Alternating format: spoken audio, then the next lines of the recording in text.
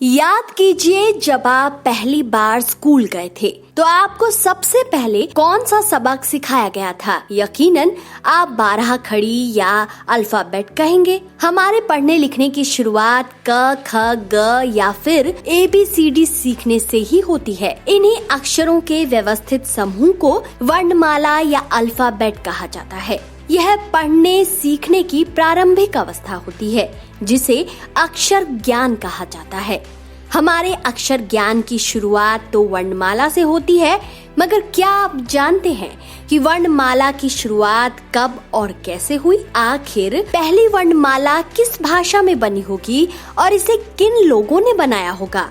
तो आइए इस वीडियो में जानते हैं कि पहली वर्णमाला कब और कैसे अस्तित्व में आई थी। दरअसल भाषा का विकास होना एक लंबी प्रक्रिया है जिसमें उसकी वर्णमाला का विकसित होना बहुत आवश्यक है। प्राचीन काल में मनुष्य जंगल में रहते थे। वो आपस में बात करने के लिए तरह तरह के प्रतीकों और भिन्न प्रकार की सांकेतिक ध्वनियों का प्रयोग करते थे। शुरुआती भाषा में हर चीज और काम के लिए यह ध्वनियाँ निश्चित थी।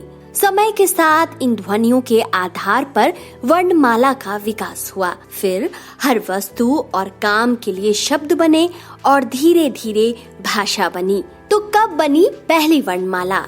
पाषाण काल के लोग अपने विचार प्रकट करने के लिए पत्थरों पर रेखा चित्र उकेरा करते थे। वे अपने नुकीले औजारों और हथियारों से इन पत्थरों पर अपने भाव और विचार प्रकट करने के लिए पत्थरों पर विशेष प्रकार के रेखा चित्र बनाते थे।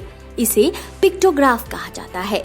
प्राचीन मिस्र और सिंधु घाटी सभ्यता में भी लोग भाषा के इसी रूप का प्रयोग किया करते थे, मगर इस चिन्ह रूपी भाषा की अपनी सीमाएं थीं, जो सभी भावों को संप्रेषित करने में सफल नहीं थी। ऐसे चिन्हों की खोज की गई जो मुख से निकलने वाली ध्वनियों का प्रतिनिधित्व कर सके।